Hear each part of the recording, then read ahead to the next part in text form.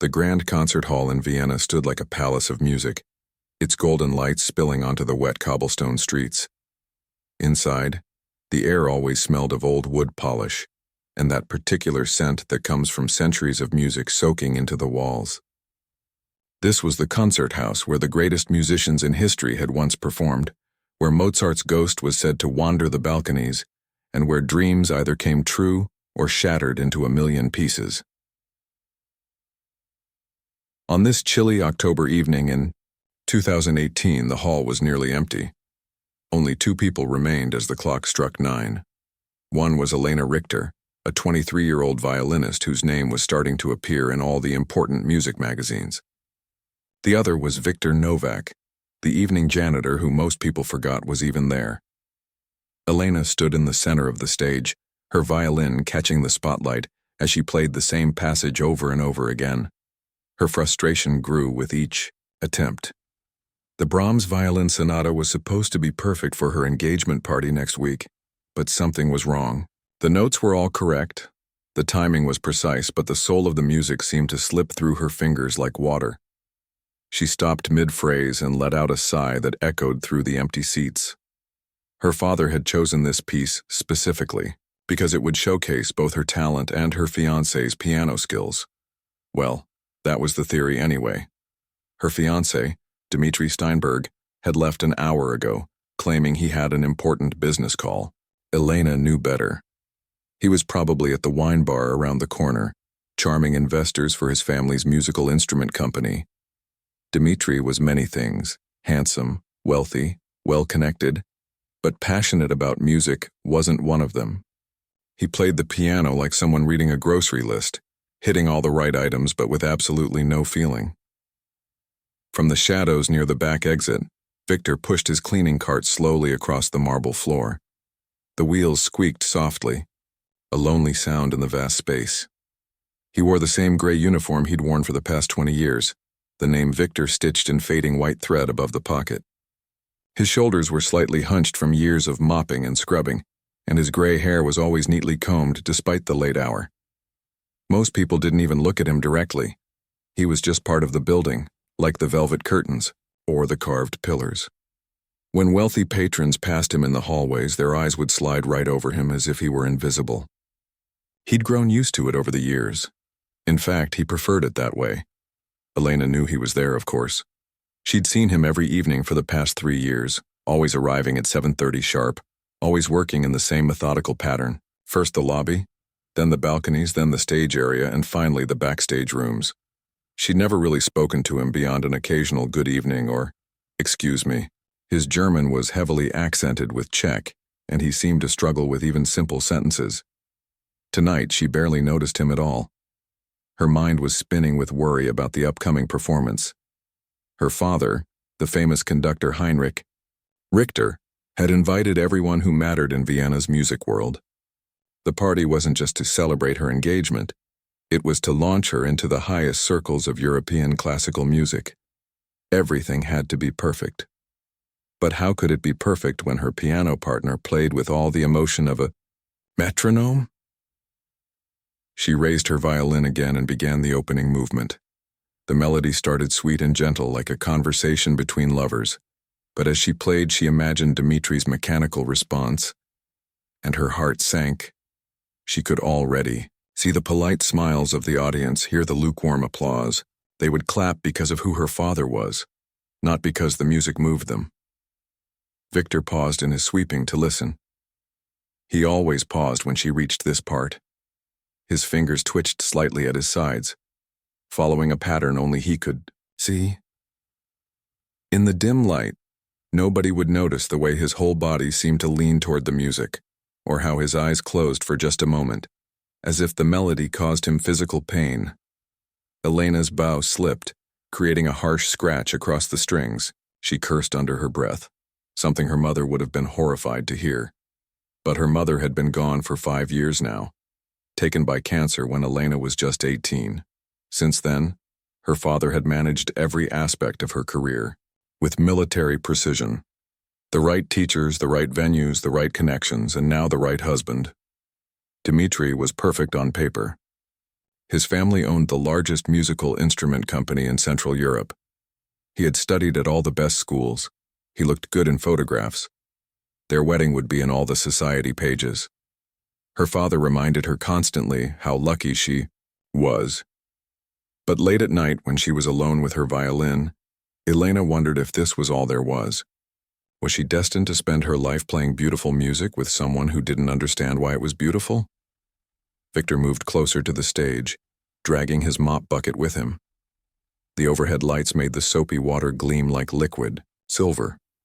He began mopping in long, careful strokes, working his way methodically across the floor. But his eyes kept drifting to the young woman on stage. He had watched Elena grow as a musician over the past 3 years. When she first started, practicing here, she had been technically perfect but safe, playing each piece exactly as written. But lately, something had been changing. She was starting to take risks to put her own heart into the music. It reminded him of things better left in the past. Elena suddenly stopped playing and pulled out her phone. A text from Dmitri. "Sorry, darling, this meeting is running late. Don't wait up, we can rehearse tomorrow."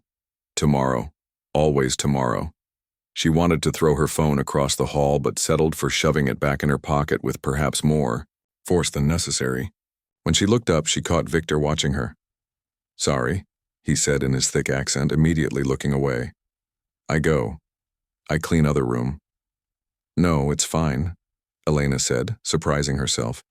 She'd never really engaged him in conversation before. "I'm the one making all the noise." Victor shook his head. "Is beautiful noise. Very beautiful." She almost smiled at that. At least someone appreciated her playing, even if it was just the janitor. She watched him return to his mopping, noticing for the first time how his movements had a certain rhythm to them, almost like a dance. There was something graceful about the way he worked, despite his age and humble position. The hall felt different, at night. During the day it was full of students and teachers, tourists and performers, all the chaos of a living musical institution. But at night, it belonged to the ghosts and the cleaners. And tonight, to one frustrated violinist who was beginning to wonder if she'd made all the wrong choices, Elena raised her violin one more time. She would play through the piece once more, then go home to her empty apartment. Tomorrow, she would smile and nod when Dmitri played his mechanical accompaniment. Next week, she would perform at her engagement party and accept everyone's congratulations. And someday, maybe she would forget that music was supposed to make you feel something. As she began to play, Victor's mop stopped moving. He stood perfectly, still, his head tilted slightly, listening with an intensity that would have surprised anyone who bothered to look at him.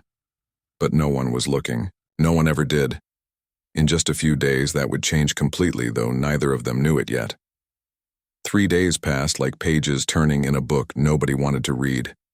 Elena found herself back in the concert hall, same time, same spot. But everything felt heavier somehow.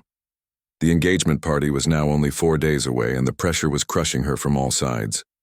Her father had called 3 times that morning to remind her about the importance of the performance. The guest list read like a who's who of European classical music. There would be critics from Berlin, producers from London, and even a documentary filmmaker who was interested in following her career. This wasn't just a party anymore. It was her grand entrance into the world her father had been preparing her for since she was 4 years old. Dmitri sat at the piano, his fingers moving across the keys with technical precision. He hit every note at exactly the right time, like a very expensive music box. Elena watched his face as he played. Nothing. No emotion. No connection to the music. No sign that the beautiful melody meant anything to him at all. He might as well have been typing a report. "Let's try it once more from the beginning," Dmitri said, checking his watch. "But we need to wrap up in 30 minutes. I have a dinner meeting with some Japanese investors." Elena bit her tongue. There was always something more important than the music. Always a meeting, a phone call, a deal to close. She wondered if their marriage would be the same, scheduled between conference calls and business trips with occasional performances to keep up appearances. They played through the piece again. Technically, it was perfect. Every note was in, place, every rhythm exact. But it was like looking at a photograph of a sunset instead of watching the real thing. All the colors were there, but none of the magic. Excellent, Dmitri said, already closing the piano lid. We'll be fine for Saturday. The important thing is not to make any mistakes. My business associates will be there, and first impressions matter. First impressions. Not the music, not the emotion, not the 100 hours of practice she'd put into perfecting every phrase. Just don't embarrass him in front of his business friends. Dmitri, Elena started, don't you think we should put more feeling into it? The second movement is supposed to be passionate, almost desperate. It's about longing and… Elena, darling, he interrupted, gathering his sheet music into his leather briefcase. It's background music for a party. Nobody's going to be analyzing our emotional interpretation. They'll be drinking champagne and talking about their winter holidays in Switzerland. He kissed her on the cheek, a quick, dry touch like stamping a document, and left without waiting for her response. The sound of his expensive shoes echoed through the hall, growing fainter until the heavy door closed with a definitive thud. Elena stood alone on the stage, her violin hanging loose in her hand. The silence was so complete she could hear her own heartbeat. Or maybe that was just the blood pounding in her ears from anger and frustration. From the back of the hall came the familiar squeak of Victor's cleaning cart. She'd almost forgotten he was there, as usual. He emerged from behind the last row of seats, pushing his cart toward the stage. His movements were slower tonight, she noticed. More tired, perhaps. Sorry, miss, Victor said in his broken German. I wait until you finish. I clean now? Elena looked at him, really looked at him for perhaps the first time. His face was weathered but kind, with deep lines around his eyes that suggested he'd either laughed a lot or cried a lot in his life. Maybe both. His hands, she noticed, were surprisingly elegant despite being rough from years of manual labor. Piano hands, her teacher would have called them. Long fingers, wide span. Did you hear us play? Elena asked suddenly. Victor seemed surprised by the question. He nodded slowly. Yes, miss, very. Correct. Correct, Elena repeated with a bitter laugh. That's one way to put it. She sat down on the edge of the stage, her legs dangling over the side like a child. All the pressure, all the expectations, all the perfectly planned future suddenly felt unbearable. She was 23 years old and felt like her life was already over. Every note already written, every movement choreographed. You know what the problem is? She said, not really talking to Victor but needing to say it out loud. There's no love in it, no passion. How can you play a love song with someone who treats music like a business transaction? Victor continued mopping, but slower now, listening. My mother used to say that music without feeling is just noise organized in time. Elena continued. She was right. That's all we're doing, making organized noise for people who won't even be listening. She stood up suddenly, filled with a restless energy. The violin felt heavy in her hands, like it was made of lead instead of wood. She wanted to scream, to cry, to run out of the hall and never come back. But she was Elena Richter, daughter of the famous conductor, and she had responsibilities, expectations, a future that had been planned since before she could walk. Sometimes, Victor said quietly, still mopping, heart wants different song than head. Elena turned to look at him, surprised by the insight hidden in the simple words. My fiancé would say the heart doesn't pay the bills, she said bitterly. Victor shrugged. Bills important. But music is for soul. Despite everything, Elena felt herself almost smile. Here was the janitor, probably making minimum wage, talking about the soul of music while her wealthy fiancé treated it like a product to be packaged and sold. She picked up her violin again, not to practice but just to hold it, to feel its familiar weight. This instrument had been her companion since childhood, her voice when words weren't enough. And in 4 days, she would use it to play a loveless song at a loveless party, celebrating a loveless engagement. The frustration boiled over. She raised, her bow high in the air, speaking to the empty seats, to the golden ceiling, to whatever musical spirits haunted this old hall. You know what? I would marry anyone, who could play this piece with the passion it deserves. Someone who understands what Brahms was trying to say, what the music really means. Her voice echoed through the hall, bouncing off the walls and coming back to her like a challenge. She laughed, but it was a sound without joy, sharp and desperate. Then she noticed Victor had stopped mopping. He was standing very still, watching her with an expression she couldn't read. Suddenly, she felt embarrassed by her outburst. What was she doing, having a breakdown in front of the janitor? But then a wild, reckless thought struck her. She was already making a fool of herself. Why not go all the way? She gestured dramatically toward the grand piano, still warm from Dimitri's mechanical playing. "What about you?" she said, half mocking, half desperate. "Can you play? Can anyone in this whole city play with actual feeling?" Victor just stared at her, his hands gripping the mop handle. Elena walked over to the piano, running her fingers along its polished surface. "Tell you what," she said, her voice taking on a wild, almost hysterical edge. "Play this piece. Play it with real emotion, real understanding, and I'll marry you instead. How's that for a deal?" She turned to face him, her eyes bright with unshed tears and dangerous laughter. "Play, and I will marry you," she said, gesturing grandly at the piano bench. The words hung in the air like a challenge, like a joke, like a cry for help. She didn't mean it, of course. This was just the breakdown she'd been heading toward for months. The janitor would mumble something about not knowing how to play, she would apologize for her outburst, and tomorrow she would go back to pretending everything was fine. Victor set down his mop. The wooden handle clattered against the bucket, the sound sharp in the silence. "You should go home, miss," he said quietly. "Is late. You tired?" "Of course," Elena said, the wild energy draining out of her as quickly as it had come. "Of course you don't play. Why would you? I'm sorry that was cruel of me." She started gathering her things, shoving her music into her bag with shaking hands. She needed to get out of here, go home, maybe drink an entire bottle of wine and pretend this never happened. "I'll just go," she muttered, not looking at Victor. "Sorry for the mess, I mean the outburst, not an actual mess, though I guess that too, in a way." She was babbling now, embarrassed and exhausted. Her feet carried her toward the exit, her violin case bumping against her leg with each step. Behind her, she heard Victor pick up his mop again, the familiar squeak and splash of returning to work. She had almost reached the door when she heard it. Footsteps. Not the shuffling gait of an old janitor, but firm, measured steps. She turned around. Victor was walking toward the piano. Victor's footsteps echoed through the concert hall, each one deliberate and strangely confident. Elena stood frozen by the door, her hand still on the handle, watching this impossible scene unfold.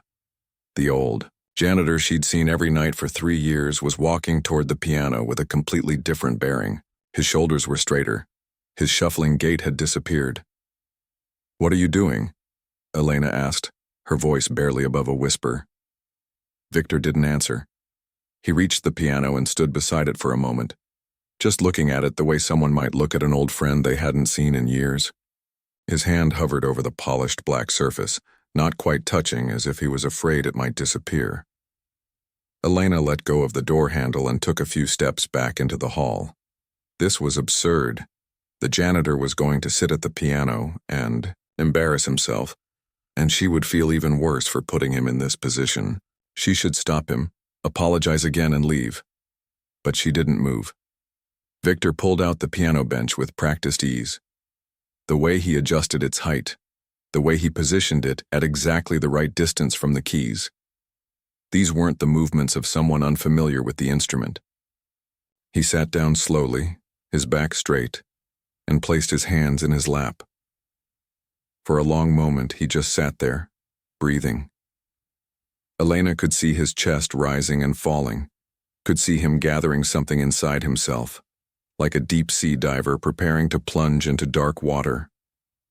Then he raised his hands to the keys. The first note rang out through the hall and Elena's breath caught in her throat. It wasn't just that he hit the right note. Anyone could hit a key. It was the way he touched it, the way the sound bloomed and filled the space. That single note contained more emotion than everything Dmitri had played in the last hour, and then Victor began to play. The opening movement of the Brahms violin sonata flowed from his fingers like water finding its way home. But this wasn't the piece Elena knew. Or rather it was, but it was also something completely different. Every note was there, every rhythm perfect. But Victor was telling a story with the music, painting pictures with sound. Elena's bag slipped from her shoulder and hit the floor with a soft thud. She didn't notice. The melody that had sounded pleasant but empty when Dmitri played it now ached with longing. The harmonies that had been merely correct now spoke of love and loss, of dreams deferred and hearts that refused to stop hoping. Victor's left hand created a foundation that was solid yet flowing, like earth and water combined, while his right hand sang the melody with a voice that seemed to come from somewhere beyond the physical world. His whole body was involved in the playing. He swayed slightly, leaning into certain phrases, pulling back from others. His eyes were closed, and his face showed every emotion the music contained: joy, sorrow, yearning, peace. This wasn't someone playing the piano. This was someone breathing through it, living through it, speaking a language that went deeper than words. Elena found herself walking toward the stage without consciously deciding to move. Her feet carried her forward as if pulled by invisible strings. The music was doing something to her chest, making it tight and loose at the same time. Her eyes were burning, and she realized she was about to cry. As Victor entered the development section, his playing became even more intense. The complicated passages that Dmitri had stumbled through flowed effortlessly from Victor's fingers. But it wasn't the technical skill that made Elena's heart race. It was the way he shaped each phrase, the way he made the piano sing and weep and laugh. He was having a conversation with the instrument, and both of them were saying things that couldn't be said any other way. Elena reached the stage and climbed the steps, moving as if in a dream. Her violin was in her hands, though she didn't remember taking it out of the case. The music was calling to her, demanding that she answer, that she join this impossible, beautiful conversation. Victor's eyes opened when he heard her footsteps on the stage. He looked at her, and for a moment she saw something in his eyes that took her breath away, a depth of understanding, of shared recognition. He nodded slightly, never stopping his playing, and shifted the music to give her space to enter. Elena raised her violin to her shoulder. Her bow trembled as she placed it on the strings.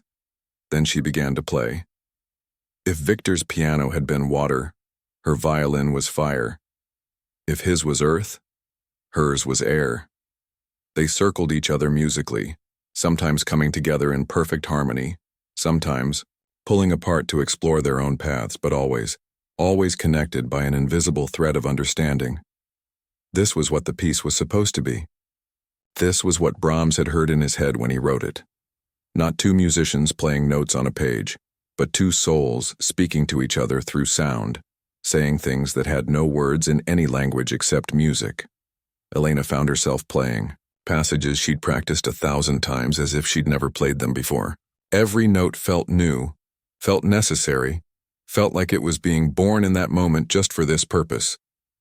Victor responded to every nuance, every slight change in her tempo or dynamics, and she responded to him in turn. They were dancing without moving, flying without leaving the ground. The second movement began, the one that was supposed to be passionate and desperate. When she'd played it with Dmitri, it had felt forced, like she was pretending to feel something she didn't. But with Victor, she didn't have to pretend. The passion was there, raw and real, pouring out of both instruments like a dam had broken. Victor's playing became almost violent in its intensity, his hands attacking the keys with controlled fury, then suddenly pulling back to a whisper that made the silence between notes as important as the notes themselves. Elena's violin cried out in response, her bow dancing across the strings with a desperation she didn't know she possessed. She was crying now, tears streaming down her face as she played, but she didn't care. The music was stripping away every defense she'd built, every wall she'd constructed to protect herself from feeling too much. She was naked in front of this stranger who wasn't a stranger, This janitor who wasn't a janitor. This musician who understood her in a way no one ever had. The final movement arrived like dawn after a long night. The storm of the second movement gave way to something gentler but no less profound. Victor's playing became tender, almost reverent, each note placed with infinite care. Elena's violin sang a melody of acceptance, of peace found after struggle, of coming home after a long journey. As they approached the final phrases, time seemed to slow down. Elena could hear every overtone, every sympathetic vibration of the strings, every subtle shimmer of sound as it bounced off the walls and ceiling of the old hall. She and Victor looked at each other as they played these last moments, and she saw her own wonder reflected in his eyes. The last note hung in the air for what felt like forever. Neither of them moved. Neither of them breathed. The silence that followed wasn't empty but full, pregnant with everything that had just happened, with everything that had just changed. Victor's hands slowly fell to his lap. His shoulders sagged slightly, as if the music had been holding him up, and now that it was gone, gravity was returning. The transformation was reversing. The master musician was becoming the janitor again. But Elena had seen him, the real him, and nothing would ever be the same. She lowered her violin, her arms shaking. Her whole body was shaking. She opened her mouth to speak, but no words came. What could she possibly say? What words could follow what had just happened? Victor stood up from the piano bench slowly, carefully, like an old man again. He looked at her with eyes that held decades of stories, decades of music, decades of something that should have been impossible. "Who are you?" Elena finally whispered, her voice broken and small. Victor looked down at his weathered hands, the hands that had just made the piano sing like she'd never heard it sing before. "I was someone," he said quietly, his accent thick but his words clear. "Long time ago, I was someone." Elena stood there on the stage, her violin hanging loose in her hand, staring at this man she thought she knew. The janitor, Victor. Except, he wasn't just a janitor, was he? No janitor could play like that. No ordinary person could make a piano weep and sing and tell stories without words. "Please," she said, her voice still shaky from crying. "Tell me. I need to know." Victor looked around the empty hall as if checking for ghosts. Or maybe he was seeing them. Ghosts from another life, another time when he was someone else entirely. He walked slowly back to the piano bench and sat down, but this time facing away from the keys, facing Elena. "My German is not good," he began, his voice barely above a whisper. "It doesn't matter," Elena said quickly. She pulled a chair over and sat down across from him, close enough that she could see the deep lines around his eyes, the calluses on his fingers that weren't just from pushing mops. "Please, just tell me." Victor was quiet for a long moment. Then he pulled out his wallet, worn leather, held together with a rubber band, and from deep inside, he extracted an old photograph. The edges were yellowed and cracked, and the image was faded. But Elena could make out a young man sitting at a grand piano surrounded by an orchestra. The man was handsome, confident, with thick dark hair and bright eyes that seemed to look right through the camera into the future. "This was me," Victor said simply. 1974, Prague. Elena took the photograph with trembling hands. She looked from the picture to Victor and back again. The years had changed him, worn him down, but now that she knew what to look for, she could see it. The same strong jaw, the same elegant fingers, the same eyes, though now they carried a weight the young man in the photo couldn't have imagined. "You were a concert pianist," she breathed. Victor nodded. "Victor Novotny was my name then, not Novak. I change it when I come here." He spoke slowly, sometimes stopping to search for the right word in German, sometimes using his hands to help explain. Elena listened without interrupting, afraid that if she spoke he might stop, might retreat back into being just the janitor. "In Prague, I was, how you say, famous?" "Yes, famous. I play with Czech Philharmonic. with orchestras from Moscow, Budapest, Warsaw. I make recordings. I write music too, symphonies, concertos. The government, they like me because I make Czechoslovakia look good to the world." He paused, his eyes distant, seeing something Elena couldn't see. "But then, 1975, they want me to play special concert. Big celebration for Communist Party anniversary. They want me to play their songs, their propaganda music. They want me to say words about how wonderful is the party, how grateful I am." Victor's hands clenched into fists on his lap. I say no. Those two words hung in the air like a death sentence. Elena could imagine the courage it must have taken, the price he must have known he would pay. At first, they try to convince me. They offer more money, bigger apartment, travel to West for performances. But I still say no. Music is truth, I tell them.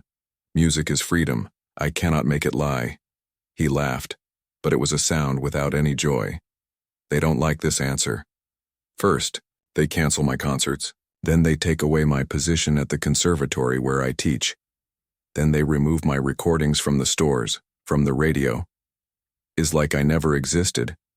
Victor Novotny becomes ghost. Elena felt her chest tightening. She'd heard stories about what happened to artists who defied communist regimes, but hearing it from someone who'd lived it was different. But that was not enough for them, Victor continued. They come to my apartment one night. 3 men. They don't arrest me. That would make me martyr. Instead, they break my hands. Elena gasped, her own hands flying to her mouth. Victor held up his hands, and now she could see it, the way some of his fingers were slightly crooked, the scars across his knuckles. They were very careful, he said with bitter admiration. Break them just enough that I can heal, can use them again, but never the same. Never good enough for concert hall. The doctor, he was their friend. He set the bones wrong on purpose. Tears were running down Elena's face again, but Victor wasn't crying. He was far past tears for this story. For 5 years, I try to live in Prague. I work in factory, in restaurant, anywhere that doesn't need papers that say who I was. But everywhere I go, I hear music. In my head, in my dreams. My fingers, they try to play on invisible piano. It was torture. He stood up and walked to the edge of the stage, looking out at the empty seats. In 1980, I escape. Not dramatic escape, like in movies. I just walk across border into Austria during confusion of tourist group. I have no passport, no money, nothing. Just clothes and this photograph. He turned back to Elena. In Vienna, nobody knows Victor Novotny. The communists, they destroyed all my recordings, all proof I existed. I try to tell people who I was, but who believes homeless man with broken German and crooked fingers? They think I am crazy person, making up stories. Elena stood up and walked over to him, still clutching the old photograph. I need work to eat. To live, Victor continued. Cleaning is job that asks no questions if you work hard and stay quiet. So I become Victor Novak, janitor. I clean the places where I once performed. I polish the pianos I once played. I listen to young musicians practice and I remember. He gestured around the hall. 20 years I work here. 20 years I watch and listen and say nothing. Sometimes, late at night when everyone is gone, I touch the keys. Very soft so nobody hears. My fingers remember, even if they cannot do everything they once did. The music is still there, trapped inside, like bird in cage. Elena couldn't speak. The tragedy of it was overwhelming. This man had been robbed of everything, his career, his identity, his purpose, and had spent decades in the shadows of his former world, invisible to everyone who passed by. Why didn't you try again later? She finally managed to ask. After the communist government fell? Victor smiled sadly. By then, who would believe? An old janitor claiming to be famous pianist from 40 years ago. No recordings exist. The people who knew me are dead or scattered across the world. And my hands. He held them up again. They can play, yes, but not like before. Not perfect enough for concert stage. But what I just heard was perfect. Elena protested. It was the most beautiful thing I've ever heard. You are kind, Victor said. But the world of classical music is not kind. They want young faces, perfect techniques, flawless execution. Old janitor with broken past and crooked fingers? Oh, thank you. They stood in silence for a moment. Elena looked down at the photograph again, at the young man who had no idea what was coming, who probably thought his talent would protect him, that music would always be his life. All these years, she said softly, you've been here, listening to us practice, watching us complain about trivial things, and you never said anything. What is to say? Victor shrugged. My time is past, but music continues. I am happy just to be near it, even if I cannot be part of it. Elena felt something shift inside her chest, like tectonic plates realigning. This man had lost everything for refusing to let music be corrupted, for insisting that art should be truth. And here she was, about to marry someone who saw music as nothing more than a social accomplishment, a line on a resume. Your parents, Victor said suddenly, they would not understand. Rich girl and old janitor. Your father would forbid. Elena looked at him, confused. Then she remembered her wild words from earlier, her promise to marry whoever could play. With passion, you don't actually think I meant, she started. No, Victor said quickly. I know was just feeling, just moment. Young people say things when upset. I understand. But looking at his eyes, Elena saw something that broke her heart even more. A flicker of hope, quickly suppressed. Even after everything he'd lost, part of him still dared to hope. She held out the photograph to return it to him, but he shook his head. You keep, he said. Someone should remember who Victor Novotny was. Elena didn't sleep that night. She sat in her apartment, staring at the old photograph of young Victor Novotny, while the city lights of Vienna blinked outside her window. Her phone buzzed constantly, messages from Dmitri about the catering, from her father about the guest list, from the wedding planner about flower arrangements. She ignored them all. What was she supposed to do with this knowledge? This man had given up everything for music, for truth, for refusing to let art become propaganda. And here she was, about to enter a marriage that was itself a kind of performance, a business merger dressed up as love. The next morning she found herself at the library, searching through old newspaper archives. She typed Victor Novotny, Czech pianist, into the computer, expecting nothing. But then, buried in a 1974 review from a London newspaper, she found it. A glowing review of his performance with the London Symphony. The critic had called him a genius whose playing transcends mere technique to touch the divine. She printed the article, her hands shaking. Here was proof. Not much, but something. That afternoon she went back to the concert hall early, hoping to find Victor. He was there, cleaning the windows in the lobby, his movements careful and methodical. When he saw her, he looked surprised, almost afraid. Miss Elena, you should not— I found this, she interrupted, showing him the article. His eyes widened as he read his own name, saw himself described in words he probably thought had been erased forever. Where you find this? He asked, his voice breaking. It doesn't matter. What matters is that it exists. There's proof of who you were. Victor handed the paper back to her. Was. That is important word. Was. You still are, Elena insisted. Last night proved that. You're still that musician. They were interrupted by the sound of the main door opening. Dmitri walked in, talking loudly on his phone about stock options. When he saw Elena with the janitor, his face twisted with disgust. Elena, what are you doing? Come, we need to do a final run-through. He snapped his fingers at Victor without looking at him. You, make sure the stage is spotless for tomorrow.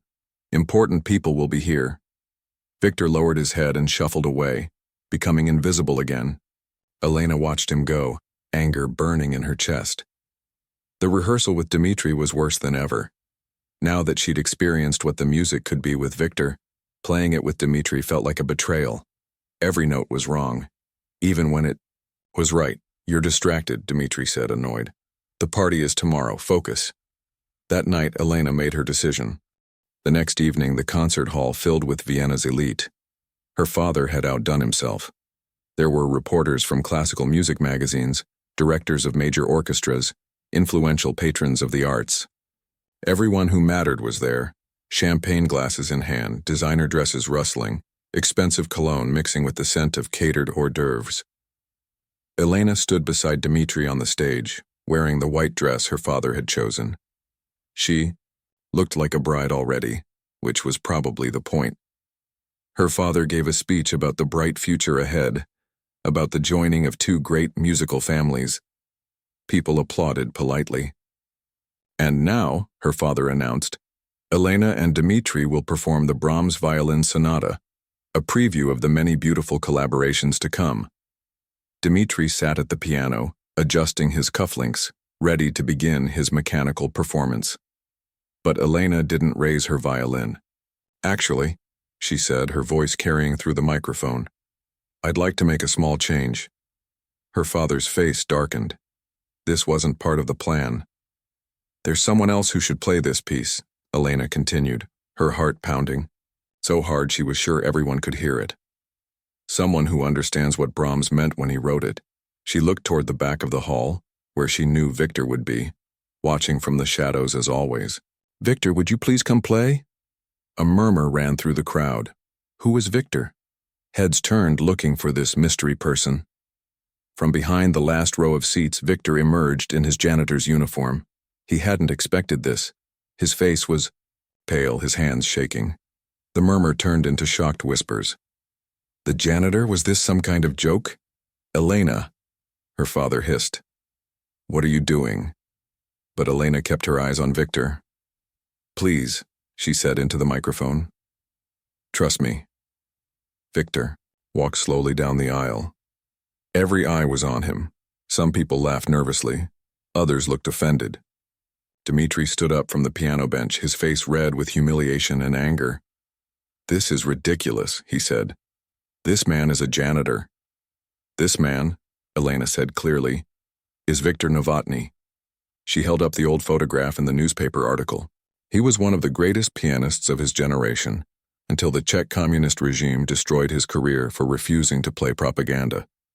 They broke his hands, erased his recordings, tried to erase him from history. But he's still here, and he can still play. The hall was dead silent now. Victor reached the stage. He looked at Elena, and she saw fear in his eyes, but also something else. Gratitude. And maybe, just maybe, a spark of the man he used to be. He sat at the piano. The audience held its breath. Some were already pulling out their phones, ready to record what would surely be a disaster. And then Victor began to play. His playing the other night had been magical. Tonight it was transcendent. Maybe it was the audience. Maybe it was the moment, or maybe it was the fact that for the first time in 40 years, Victor Novotny was playing on a concert stage as himself, not hiding, not apologizing for existing. The music filled the hall, like liquid gold. People who had been smirking now stood frozen. The woman from the Berlin music magazine had tears running down her face, ruining her makeup. Elena's father sank into a chair, his mouth open. Elena joined in with her violin, and together they created something that would be talked about in Vienna's music circles for years to come. Some people in the audience would later swear they felt the presence of Brahms himself in the hall that night. When the last note faded, the silence lasted for 10 full seconds. Then someone began to clap, then another, then the entire hall erupted. It wasn't polite applause. It was the kind of thunderous ovation that makes the walls shake, that refuses to stop, that demands encore after encore. Victor stood and bowed, tears streaming down his weathered face. For 40 years he had been a ghost. Tonight, he was alive again. In the chaos that followed, music critics rushed to research Victor Novotny. Within hours, they found more reviews, old programs, even a partial recording that had survived in a private collection in London. By morning, the story would be in every major newspaper in Europe. The lost pianist who had been cleaning their concert halls all along. Dmitri left without saying goodbye. Elena's father tried to salvage the situation, to claim he had known all along, but Elena wasn't listening. 6 months later, Elena married Victor in a small ceremony. The age difference, she was 23, he was 62, caused a scandal that lasted exactly until their first public performance together. After that, no one cared about anything except the music they made. Victor spent his last years doing what he was born to do. He performed with Elena across Europe, not as the janitor who could play, but as Victor Novotny, the pianist who had never really left. He composed new pieces, including a violin concerto for Elena that premiered in Prague, in the same hall where his career had been destroyed decades before. He died 5 years later, peacefully, in his sleep. He was 67. At his funeral, the Vienna concert house was packed. Musicians came from around the world. But the most moving tribute came from Elena, who played the Brahms sonata alone, leaving space for the piano part, letting Victor's presence fill the silence. She continues to perform his compositions, telling their story to new audiences. She tells them about the importance of artistic integrity, about the courage to say no, about how greatness can hide in the most unexpected places. And sometimes late at night in empty concert halls, she swears she can still hear him playing, his music echoing through time, refusing to be silenced.